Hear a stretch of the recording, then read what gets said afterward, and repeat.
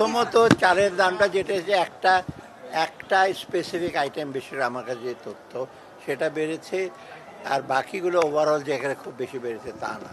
এটা কারণটা হলো চালটা তো আসছে ইম্পোর্ট, আর ডোমেস্টিক অনেকগুলো হারভেস্টিং এখনও আপনারা জানেন মোকাম যেটা বলে ওখানে ট্রানজেকশন হচ্ছে, ওখানে আস্তে আস্তে এটা এটা আমি বলবো যে not because of supply but supply চেনেরই, সেটা যে সে কোথা থেকে আসবে, নওগাঁ ধরেন নাটক, ওখানে চালের সেগুলো আছে, ওরা আস্তে আস্তে দেরি হচ্ছে, প্লাস ওখানে বহু মিডলম্যান আছে তারা হবে।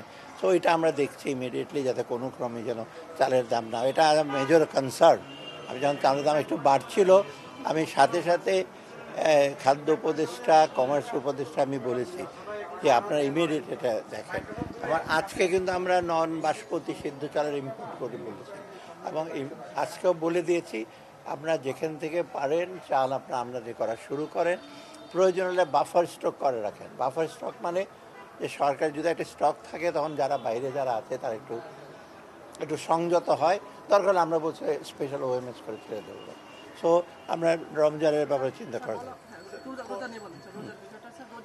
রোজার ব্যাপারে তো আমরা রোজার ব্যাপারে মেয়ে লোক খেজুর, ছোলা, ডাল এগুলো অলরেডি ইম্পোর্ট করেছে। আমাকে বলা হয়েছে যে মোটামুটি সয়াবিনটাও কিছুটা সহনীয় হয়ে আসছে, তোমার যদি প্রয়োজন হয় আবার দরকার হলে আমরা সয়াবিনের ব্যাপারে সিদ্ধান্ত। অতএব সাধারণ মানুষ ইভেন মধ্যবিত্ত এবং সবার জন্য এগুলো করেছে, ওগুলো ইনশিওর করা হবে।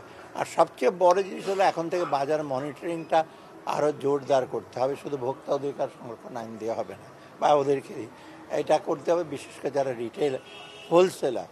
আর এটা আমার মেন প্রিন্সিপালটা হলো আপনার যে চাষি বা যেই বা ইম্পোর্ট যে কস্টটা হয় আর ভোক্তার কাছে যে কস্ট, সেটা যেন মার্জিনটা বড় না হয়, সেটা সবচেয়ে বড়।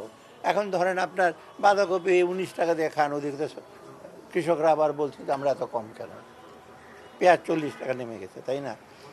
আমরা চেষ্টা করছি, লোকজনের একটু বুঝতে হবে 200 টাকার পেঁয়াজ 40 টাকা নেমে আসছে এখন মহানন্দে, আরেকটা যদি 1 টাকা বেড়ে যায় তখন আমরা চাচ্ছি যে কোনোরকমভাবে যে এই পিকস অ্যান্ড ট্রাফস হয়, যেটা আমাদের দেশে একটু বেশি হয়, বেড়ে যায় আবার নেমে যায়।